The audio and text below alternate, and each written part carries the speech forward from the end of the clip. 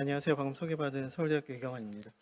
제가 오늘 말씀드릴 내용이 이제 RAN, 그러니까 라디오 액세스 네트워크의 모네타이제이션에 대한 어떤 혁신이 AI RAN으로 해서 어떻게 일어날 것인가에 대해서 말씀드리려고 하는데요. 이 RAN 모네타이제이션이 너무 중요하죠. 지금 현재 이동통신 시장에 이제 활기를 불어넣기 위해서는 결국은 이 RAN이라고 하는 기술 자체가 돈을 벌어야 되는데, 근데 너무 흥미롭게도 이 돈을 버는 주체는 누가 될 것인가 하고 보면 결국 이동통신사가 돈을 벌어야 그걸 이제 다시 벤더사에게, 뭐 삼성이나 노키아나 뭐 에릭슨, 뭐 화웨이 같은 벤더사에게 돈을 다시 줄 수 있는 그런 선순환 구조가 될 텐데, 제가 최근에 쭉 살펴본 바에 따르면 결국은 이 돈을 벌기 위한 그 하드웨어 아키텍처는 그 벤더사가 제공을 해줘야 되고, 그 벤더사가 제공을 해준 장비는 결국은 캐리어가 이제 사회에 디플로이를 해야지만 빛을 볼 수 있는 거기 때문에 어느 회사가 이 기술을 개발하는지에 대한 경쟁은 뭐 엔비디아뿐만 아니라 삼성, 화웨이 등이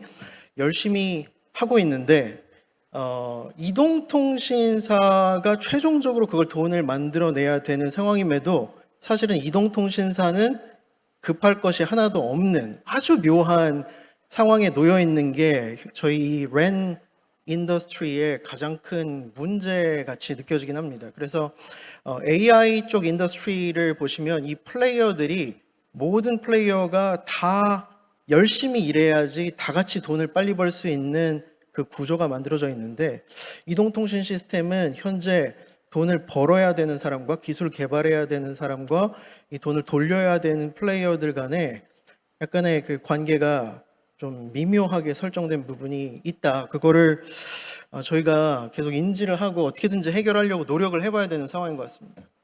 그래서 오픈 랜이랑 AI 랜 보시면은 그 왼쪽에 있는 그 가운데 있는 오픈 랜 구조랑 오른쪽에 있는 AI 랜 구조랑 사실은 별로 다를 바가 없습니다. 그냥 소프트웨어라이즈드 되어 있는 DU/CU 구조고, 그 위에 RIC라든가 뭐 SMO라든가 이런 것들이 다 오픈 랜에도 있기 때문에 이 두 개의 구조상의 차이가 별로 없는데, 이걸 가지고 하나는 돈을 벌고 하나는 좀 돈을 못 벌고 이렇게 얘기하는 것도 사실 어불성설이 될 수가 있는데요. 근데 이제 큰 차이가 있습니다. 좀 보시면은 저 빨간색 박스로 되어 있는 것들이 그 오픈 랜 아키텍처에서는 약간 익스터널 컴포넌트입니다. 그러니까 그 랜 그 에코시스템 안에 딱 들어와 있는 컴포넌트가 있고, 약간 바깥쪽에 빠져 있는 컴포넌트가 있는데, 그 박스, 그러니까 머신 입장에서 저 RIC라든가 저 컴퓨팅 파트는 그 박스가 다른 것이죠.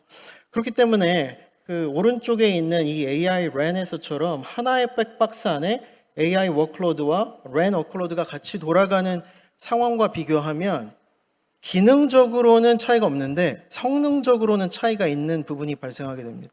여기서 제가 말씀드리는 성능이라는 거는 결국은 시간에 대한 얘기입니다. 어떤 서비스를 구동할 때 저희가 아까 계속 이제 SKT에서도 말씀해 주셨던 AI 서비스 같은 것들을 구동한다. 피지컬 AI를 구동한다. 에이전틱 AI를 구동한다. 거기서 시간에 대한 컨스트레인트가 전혀 없이 느긋하게 인텔리전스에 대한 그 요구사항만 가지고 서비스를 돌린다고 하면 오픈 랜 아키텍처로 돌리나 AI 랜 아키텍처로 돌리나 아무런 차이가 없습니다. 그런데 저희가 원하는 어떤 서비스가, 그 피지컬 AI 같은 서비스가 시간에 대한 바운드가 명확하게 있다. 그래서 그 시간을 지켜주는 게, 이 리스폰스 타임 같은 것들을 지켜주는 게 굉장히 중요하다. 그러면 왼쪽 아키텍처는 못하고 오른쪽 아키텍처는 할 수 있는 영역이 생깁니다. 근데 흥미롭게도 그 오른쪽 아키텍처만 할 수 있는 그 영역이 제가 아까 말씀드렸던 그 통신이 컴퓨팅 또 클라우드라고 하는 그 영역에 이제 대항해서 돈을 벌 수 있는 그 키 파트에 해당하는데, 이걸 이제 그 통신사 입장에서는 누군가가 솔루션을 만들면 그때 가서 디플로이 해도 되는 약간 느긋한 상황이기 때문에 이 작업을 엔비디아나 삼성이나 이런 이제 회사들, 또 이제 어제 발표됐던 것처럼 노키아 같은 회사들이 열심히 하면 결국은 언젠가는 들어올 텐데 모두가 다 열심히 해야 되는 상황이 안 되는 게, 그게 참 안타까운 상황입니다. 아무튼 랜 이노베이션이 어떻게 될 거냐면, 결국 제가 말씀드린 것처럼 이런 피지컬 AI 같은 것들이 앞으로 큰 돈을 벌게 될 텐데 저희가 지금 챗GPT를 쓰면서 한 달에 $20를 대학원생 중에서 안 내는 사람이 없습니다.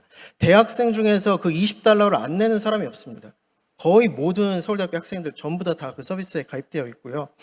그런데 $200짜리 서비스를 쓰는 학생도 엄청나게 많고, 그런 상황에서 이 피지컬 AI를 구동하기 위한 AI 모델을 온 디바이스로 돌린다면 괜찮지만 온 디바이스가 아니고 네트워크 상으로 이제 돌린다고 할 때 이 로봇 서비스가 이제 받게 될 그 AI 모델에 대한 비용, 예를 들면 $500가 될 수도 있고 어쩌면 $1000가 될 수도 있고, 그 큰 비용을 이동통신 시스템이 얼마나 나눠 받을 거냐, 결국은 그 문제에 대해서 저희가 답을 해야 되는 거죠. 만약에 이동통신 시스템이 아까 말씀드린 것처럼 이게 시간에 대한 별로 제약이 없는 상태에서 돈을 받아내려고 하면 느긋하게 그 다른 나라에 있는 클라우드에서 AI 연산하고 그거에 대한 응답을 받아서 로봇을 구동하고 이렇게 동작한다고 하면 이동통신이 거기서 $1000에 대해서 일부라도 돈을 받기가 굉장히 어려울 겁니다. 그런데 만약에 이 시간이 굉장히 타이트하다면 얘기가 완전히 달라진다는 것이죠. 이렇게 많은 그 로봇, 그러니까 피지컬 AI 회사들이 있는데, 저 피지컬 AI 회사들을 잘 보시면 저 로봇의 몸체가 꽤 가벼워 보입니다. 저 안에 넣을 수 있는 컴퓨팅 파워에 제약이 있다는 것이죠. 그래서 그 엔비디아에서 만들고 있는 그룹 같은 프로세서도 와티지가 140와트 정도 되고, 테슬라에서 만든 옵티머스도 대략 한 80와트 정도 되는 프로세서를 탑재하고 있습니다. 그거보다 더 큰 프로세서를 탑재하면 당연히 운영 시간도 줄어들겠고 발열을 해소하기 위한 히트싱크도 넣어야 되니까 로봇이 너무 무거워지죠. 그러니까 로봇이 탑재할 수 있는 건 대략 100와트인데 저희가 이 피지컬 AI에 기대하는 거는 굉장히 복잡한 오퍼레이션이기 때문에 그걸 온 디바이스로 다 처리하는 거를 기대할 수 없습니다. 훨씬 더 정교한 동작들을 시키려고 하면 이거 이제 네트워크에서 이 연산을 해줘서 그거에 대한 액션을 로봇이 받아서 수행하도록 하는, 소위 말하는 thin client 같은 형태의 로봇이 되어야만 하는데, 그러면 그 작업을 시간을 굉장히 느긋하게 쓸 수 있다고 하면 통신이 아무것도 할 일이 없을 것이고, 시간을 타이트하게 쓴다고 하면 통신이 할 일이 있을 것이고, 그런 상황이 된다는 것입니다. 지금 로봇이 구동하는 그 모델은 이미 많이 들어보셨겠지만 그 VLA라고 하는 모델이 될 것 같습니다. 그래서 VLA가 다른 게 아니고 이제 Vision, Language, Action에 컴바인된 파운데이션 모델인데요. 그러니까 왼쪽 아래 보시는 것처럼 비전에 대한 입력이 들어오고, 그리고 language, 명령어가 들어오면 그걸 이제 액션으로 변환해주는 파운데이션 모델입니다. 이 모델도 이제 오픈 소스로 되어 있는, 여기 지금 보시면 오픈 VLA 같은 것들이 뭐 스탠포드 버클리 같은 데서 그 공개해 놓은 모델인데, 이 모델을 구동하기 위해서는 꽤 강력한 GPU가 필요합니다. 이 오픈 VLA 모델도 작은 것도 있고 큰 것도 있고 굉장히 큰 것도 있고 다양하게 만들 수 있겠지만, 로봇 안에다가 넣을 수 있는 건 제가 아까 말씀드린 것처럼 전력 제한이 있기 때문에 그렇게 똑똑할 수가 없습니다. 결국은 이 모델을 저 멀리 있는 클라우드에서 돌리거나 아주 가까이에 있는 기지국에서 돌리거나 이런 상황이 되어야 그 로봇을 경량화할 수 있다는 것이죠. 그래서 그 피지컬 AI가 만약에 리스폰스 타임을 느긋하게 요구한다면 그러면 통신은 정말 할 일이 없습니다. 그냥 AI 회사들의 세상이 펼쳐지는 것이죠. 그런데 다행히도 사람이 어떤 영상을 보고 어떤 그 음성을 듣고 동작을 수행하는 시간이, 일반인은 대략 250ms, 운동선수는 150ms, 그 정도의 시간이 들어가고, 저희가 컨버세이션을 할 때도 이 그 턴 타임이 대략 한 200ms 정도 되기 때문에 인터랙티브한 서비스를 제공하고 싶으면 200ms 안에 이 로봇을 구동해야 되는 그 리스폰스 타임에 한계가 생기게 되고, 그게 너무나도 통신하는 사람 입장에서는 매력적인 컨스트레인트가 되는 것입니다. 200ms를 맞추기가 클라우드 또는 다른 나라에 있는 그런 아주 강력한 네오 클라우드 같은 곳까지 갔다 오기에는 너무 시간이 부족한 거죠. 그래서 저희가 AI 요즘에 너무 많이 보고 있기 때문에 AI가 뭐 전 세계에 그 큰 역할을 하고 있다고 생각하지만, 사실 AI 연구하시는 분들은 accuracy에만 관심이 있습니다. 모델을 얼마나 정교하게 동작시키는가에만 관심이 있습니다. 제가 지금 말씀드렸던 타임리니스, 그리고 이 시스템을 더 스케일링하기 위한 스케일러빌리티, 이런 토픽들은 제가 오른쪽에 쓴 것처럼 시스템 하는 사람들만 관심을 가지는 파트입니다. 그러니까 AI를 하고 있는 오픈 AI 같은 회사들은 물론 서비스를 잘 제공하기 위해서 이 시스템 하는 회사들에게 저런 타임리니스라든가 스케일러빌리티를 만족해달라고 요구를 할 수 있지만 실제 이 통신 시스템 그리고 이 통신 시스템 장비를 설계하는 저희들의 입장에서는 AI 모델의 애큐러시를 높이는 작업에 신경을 쓸 게 아니고 저희가 원래 전문 분야인 이 시스템의 성능을 끌어올리는 부분에 많은 노력을 해야 되는 것이죠. 그래서 저 타임리니스라고 하는 것이 무엇보다 중요하다고 하면 결국은 이런 그림을 저희가 이동통신 시스템에서 설계할 수 있느냐 없느냐가 돈을 더 벌 수 있느냐 없느냐의 관건이 된다는 것입니다. 저기 왼쪽에 있는 로봇에서 무언가 센싱을 해가지고 이걸 네트워크를 통해서 보내고 그거에 대한 결과값을 연산을 통해 가지고 봤는데 들어가는 모든 시간을 제가 여기 이 시간들이 서메이션 형태로 표현해 놨는데 사실은 저 시간을 토탈 하는 것이 서메이션이 꼭 아닐 수도 있습니다. 얼마든지 그 병렬화 시킬 수 있기 때문에 정말 많은 연구 아이디어와 구현 아이디어들이 들어갈 수 있는 룸이 있거든요. 저희가 이 부분을 지금 제대로 안 보고 있다는 게 너무 안타까운 부분인데 이 시간을 아까 말씀드렸던 200ms 또는 더 타이트하게 150ms 안에 맞출 수 있다고 하면 그러면 이게 이제 그 로봇을 thin 클라이언트 형태로 구동시키기 위한 완벽한 형태가 됩니다. 여기서 많은 메시지를 얻을 수 있는데 그 중에 하나가 로봇이 전송하는 데이터를 작게 만들어야 되겠다. 그게 이제 저희가 알고 있는 온갖 종류의 인코딩 기법, 컴프레션 기법들이 되는 것이고 그걸 위해서 뭐 시멘틱 커뮤니케이션 같은 얘기도 하고 그러는 것이죠. 그리고 AI 쪽에서는 저걸 이제 토크나이제이션 기술이라고 하는데 아무튼 압축을 굉장히 잘 해야 된다. 그게 하나의 메시지가 됩니다. 왜냐하면 시간을 타이트하게 유지해야 되니까요.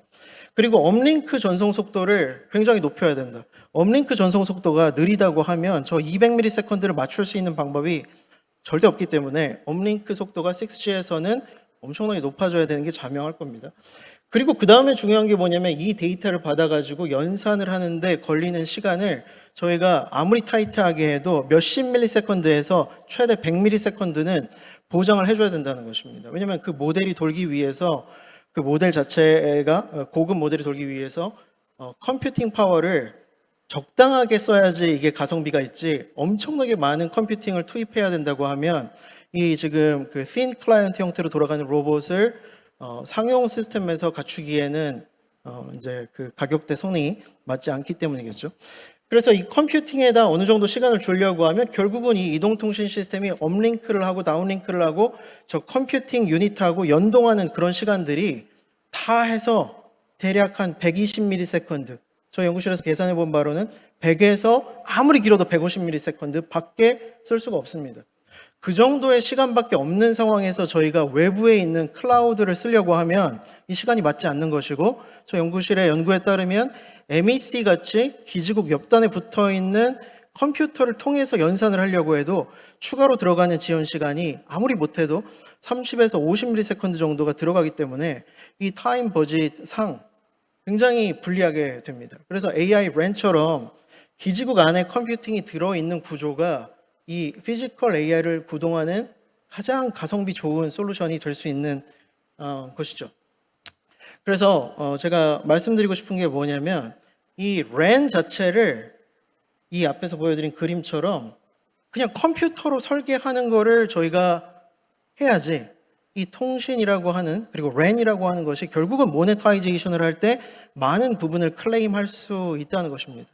그래서 랜 컴퓨터라고 하는 거를 설계를 하는 거를 저희가 본격적으로 해봐야 되는 상황인데 이 랜 컴퓨터를 설계할 때 가장 많이 참고해야 되는 게 그 AI 팩토리 그리고 렉 스케일 AI 솔루션 같이 클러스터드 된 여러 개의 GPU를 써가지고 하나의 큰 모델을 인프런스하거나 트레이닝 했던 그 클라우드 쪽의 솔루션들을 많이 참고해야 됩니다. 왜냐하면 그쪽에서도 하나의 GPU가 그 모델들을 서포트하지 못하는 문제를 해결하기 위해서 여러 GPU를 연동시켰고 그리고 하나의 GPU가 내는 성능보다도 더 낮은 성능의 메모리 밴드위스 그리고 인터커넥트 밴드위스가 있는 문제를 해결하기 위해서 새로운 인터페이스 기술 같은 것들을 많이 개발했기 때문입니다.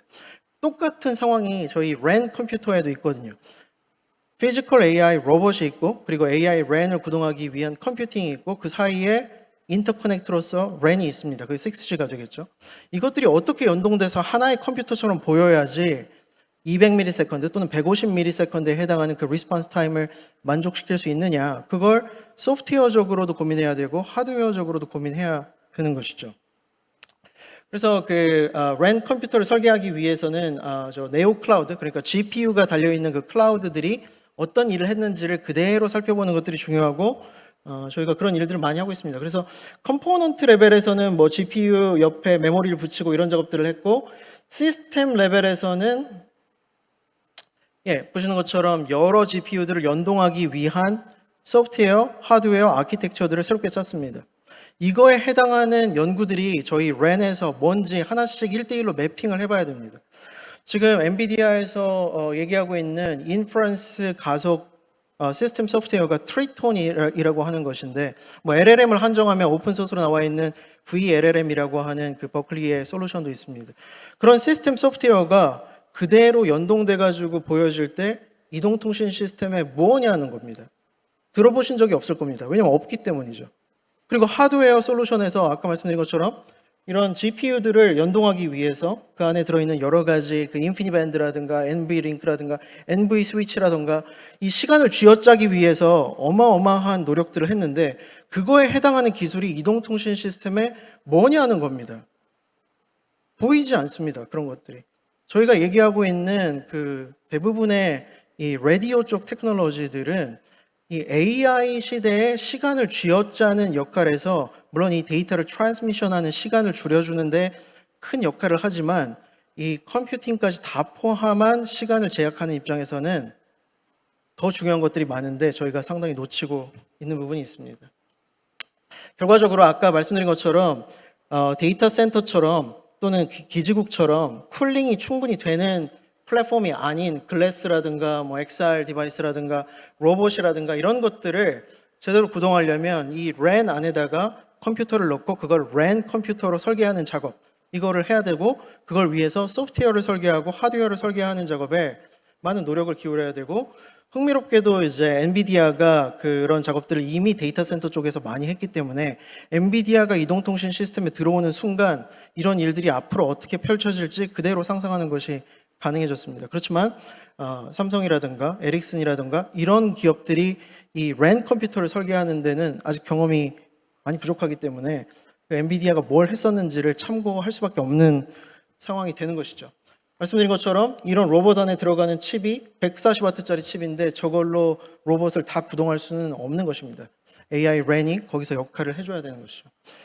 그래서 간단하게 제가 한번 계산을 해봤습니다. 이 로봇에 들어가는 센서들을 좀 더 리스팅을 하고 그 센서들이 얼마나 많은 데이터를 만들어낼 건지 뭐 이 슬라이드를 보시면 그냥 간략하게 느낌을 받으실 수 있는데 이 로봇이 100ms 동안 인포메이션을 컬렉트를 하고 그리고 그거를 네트워크로 보내서 200ms 안에 그 리스폰스를 받는다. 그 VLA에 대한 액션을 받는다. 그래야지 제가 여기서부터 저기까지 걸어갈 때 이 로봇으로서의 그 워킹을 하는 어떤 그 액션들을 시퀀스로서 받는 것이고 그리고 저기까지 도착할 때 중간에 혹시 돌뿌리가 있으면 그게 발에 딱 걸렸을 때 200ms 안에 어떻게 몸을 추스릴지를 다시 판단하는 것이고요. 그래서 이 로봇이 보내야 되는 데이터가 어느 정도가 되냐면 대략 이 100ms 안에 20MB에서 200MB를 보내야 됩니다. 이게 결국은 데이터를 어떻게 압축하느냐에 따라서 그리고 데이터의 컨텐츠가 얼마나 그 spatially redundant하냐, temporally redundant하냐에 따라서 용량이 달라지겠는데 못해도 20에서 200MB는 네트워크로 보내줘야 됩니다. 그러면 이걸 100ms 안에는 업링크를 해야 제가 아까 말씀드린 것처럼 200ms 안에서 리스폰스를 받을 때 컴퓨팅을 하는데 한 6, 70ms, 다시 다운링크를 하는데 3, 40ms, 그 정도의 시간을 줄 수 있는 거지 않습니까? 그러니까 업링크를 하는데 100ms 안에 20에서 200MB를 보내려고 하면 대략 1.6GBps에서 16GBps가 필요합니다. 그러니까 6G를 설계함에 있어서 저희가 만약에 업링크 밴드위스를 per 유저당 500MBps를 준다. 뭐 이런 식으로 6G를 설계했다. 그럼 피지컬 AI는 그냥 안 된다고 보면 됩니다. 피지컬 AI가 온 디바이스로 구동되는 것을 가끔 보조해 주는 정도의 역할에 이동통신 시스템이 머무는 거죠. 아예 피지컬 AI 시스템을 커넥티드 AI 시스템으로 전환하려면 업링크 설계가 이 정도는 돼야 되는 것입니다. 네, 결국은 이 AI의 붐을 타고 그 이동통신 시스템이 모네타이제이션을 성공적으로 하려고 하면 저 챗GPT라든가 뭐 클라우드라든가 제미나이가 사용자로부터 받는 많은 돈, 그리고 그 로봇 플랫폼으로부터 받는 매달의 서브스크립션 피, 그것을 다시 B2B 형태로 넘겨받으려고 하면 클라우드 사업자하고 통신 사업자가 경쟁을 해야 됩니다. 물론 이제 그 통신사 입장에서는 둘 다 우리 인프라스트럭처라고 생각해서 여기서 돈을 벌거나 저기서 돈을 벌거나 우리는 크게 상관없다, 이렇게 생각하실 수도 있지만, 저는 통신이라고 하는 기술의 관점에서 얼마나 돈을 많이 벌 수 있는가, 그걸 말씀드리는 것입니다. 이쪽은 어차피 컴퓨팅 하는 사람들이 버는 돈이기 때문에 통신 기술로 버는 돈은 전혀 아닌 것이죠. 그래서 저 통신 기술로 돈을 벌려고 하면 저 랜 컴퓨터가 상당히 고도화된 모델을 150에서 200ms 안에 처리할 수 있는 능력을 갖춰야 되는 것이고, 만약에 너무나도 어려운 질문이 들어왔다, 쿼리가 들어왔다, 그러면 그걸 이제 저 네트워크 컴퓨팅 인프라스트럭처라고 할 수 있는 네오 클라우드 쪽에다가 보내서 그거에 대한 답을 얻는, 그렇지만 이건 이제 그 리스폰시브한 또는 인터랙티브한 그런 오퍼레이션은 아니게 되는, 그렇게 되겠죠. 그래서 이렇게 두 개의 돈을 나눠받는 구조 안에서 오픈 AI라든가 아니면 제미나이가 제공하는 그 인프라스트럭처 비용 중에 몇십 %를 이동통신 인프라스트럭처가 흡수할 거냐, 그거에 대한 대답을 하기 위해서는 제가 지금 말씀드린 것처럼 이 타임 버짓을 얼마나 잘 맞출 수 있는가, 이 능력이 완전히 관건이고, 타임 버짓을 제대로 맞추지 못한다고 하면 클라우드 쪽이 돈을 다 가져가는 것을 저희는 수수방관할 수밖에 없는 상황이 됩니다. 그래서 이 랜 컴퓨터라고 하는 걸 제가 계속 말씀드렸는데, 랜 컴퓨터가 뭐냐, 그냥 전송하고 연산하고 다시 전송 받으면 그게 랜 컴퓨터냐, 그렇게 생각하실 수 있는데, 그렇게 설계하면 150ms 안에 리스폰스를 받는 설계를 하기가 너무 어렵습니다. 아까 말씀드린 것처럼 컴퓨팅도 너무 많이 투자해야 되고 라디오 리소스도 너무 많이 투자해야 되고, 그렇게 시간을 시리얼하게 덧셈 형태로 생각하면 이 시간은 못 맞춥니다. 그래서 그걸 하기 위해서 여러 가지 그 컴퓨팅에서 했던 기술들을 저희가 가져와야 되는데, 그 중에 하나가 지금 보시는 것처럼 단말에서 일부 연산을 하고 그걸 전송을 하고 서버에서 연산하는 거를 다 파이프라인을 할 수 있는 일종의 시스템 소프트웨어를 랜 컴퓨터용으로 다시 짜는 것입니다. 이렇게 짜게 되면 로봇이 전송을 하는 데이터를 일종의 압축을 하면서 그것을 이동통신망을 통해서 전송하고 그거를 받으면서 동시에 연산하고, 이렇게 되기 때문에 이 시간 버짓이 굉장히 타이트해 보였던 것이 좀 루즈해지는 그런 효과가 있고, 더 적은 투자로 더 높은 효과를 낼 수 있는 방법이 있습니다. 그리고 또 하나는 뭐냐면은 이 저희 다른 논문인데, 이 그림에서 보시는 것처럼 AI 랜 안에서 직접 연산을 하는 것과 그 DUCU 옆단에 붙어 있는 MEC에서 연산을 하는 것과 클라우드에서 연산을 하는 것을 AI 서비스 기준으로 해서 시간을 재보면 지금 보시는 것처럼 수십 밀리세컨드는 기본적으로 차이 납니다. 이게 네트워크 호스트 스택을 거쳐야 되는 딜레이, 그리고 큐잉 딜레이, 트랜스미션 딜레이, 여러 가지가 있기 때문에 못해도 수십 밀리세컨드는 손해를 보게 됩니다. 그리고 전송해야 되는 데이터가 멀티모달 데이터처럼 용량이 커지고 더 커진다고 하면 이 MEC와 AI 랜 형태의 인티그레이티드 CPU, GPU 플랫폼이 갖는 시간 차이가 더 커지게 됩니다. 그 얘기는 뭐냐면 통신사의 기존 인프라에다가 GPU를 갖다 붙이는 게 더 싸게 느껴지지만, 아까 말씀드린 것처럼 이 모네타이제이션을 제대로 하기 위해서는 아예 GPU를 인티그레이션해서 시간을 버는 게, 그래서 더 적은 컴퓨팅을 투자할 수 있도록 하는 게 훨씬 더 싼 솔루션이 될 수 있다는 것입니다. 그래서 저희가 뭐 이런 연구에서 보고 있는 게 그 오픈 AI나 피지컬 AI의 그런 쿼리들이 바깥쪽으로 나갈 때 그 기지국이 그것을 훅업을 해서 그 AI용 AI 랜 컨테이너에다가 전달을 해주고, 사용자는 아무것도 모른 채로 그게 기지국에서 돌던지 또는 클라우드에서 돌던지를 나중에 정산해서 그 오픈 AI의 비용을 통신사와 클라우드 사업자가 적절하게 나눠 가질 수 있게, 특히나 시간이 타이트한 서비스들은 통신사가 훨씬 더 많은 돈을 가질 수 있도록 하는 그런 구조들을 연구를 하고 있습니다. 예, 그래서 결국은 이제 그 통신사 그리고 저희 AI 하는 회사들 모든 회사들이 다 힘을 합쳐가지고 뭘 해야 되는 상황이냐, 이제 그 통신 벤더들까지 다 포함해서요. 어느 국가가 가장 빨리 그 National AI Capability Measure를 끌어올리느냐, 이게 이제 그 경쟁의 관건입니다. 그래서 각각의 로봇, 각각의 사용자, 한 명의 유저가 토큰 per second, 물론 여기에 이제 threshold가 걸려 있는데 충분한 accuracy를 가지는 고급 토큰이라는 threshold가 걸려 있습니다. 그 토큰을 얼마나 많이 한 명의 유저가 가질 수 있는가, 그걸 국가 전체에 대해서 평균을 냈을 때 어느 국가가 더 높은 토큰 per second를 제공해 주느냐, 이게 이제 AI 국가의 AI 경쟁력의 핵심인 것이죠. 그러면 여기서 어떻게 이 경쟁에서 이겨야 되냐?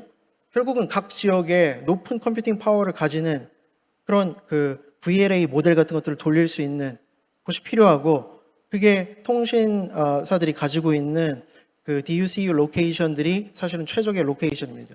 그런데 제가 아까 말씀드린 것처럼 그 위치에다가 컴퓨팅을 그냥 두는 것만으로 되는 것은 전혀 아니고 랜 컴퓨터라고 하는 시스템 소프트웨어와 하드웨어를 다 짜야지 이게 되는 것이라는 거죠.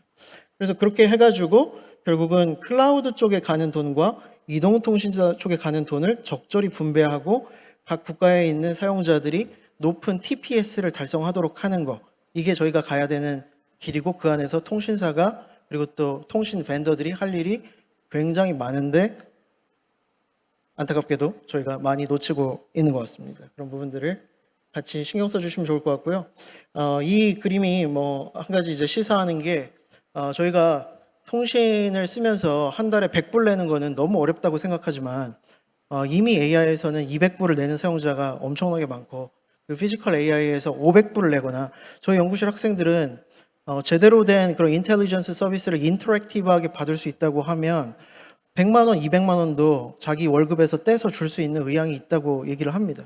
그런 시대가 곧 올 때 얼마나 많은 돈을 이동통신 인프라스트럭처가 다시 흡수할 수 있는가, 그걸 저희가 깊이 고민해야 될 것 같습니다. 그래서 결국은 최종적인 서비스의 퍼포먼스가 중요하다. 그러니까 라디오 스루풋이 중요한 게 아니고, 스펙트럴 이피션시가 중요한 게 아니고, 그 서비스 퍼포먼스가 중요하고, 시스템 레벨 패키징을 얼마나 잘 해내느냐가 중요하고, 그걸 위한 하드웨어 소프트웨어 인티그레이티드 아키텍처를 얼마나 잘 짜는가가 중요하다. 이렇게 말씀드릴 수가 있겠습니다. 저희 연구실에서 이걸 하기 위해서 그 톱티어 컨퍼런스들의 다양한 논문들을 내고 있고요. 앞으로도 관심 있으신 분들과 많은 협업을 할 수 있으면 좋겠습니다. 들어주셔서 감사합니다.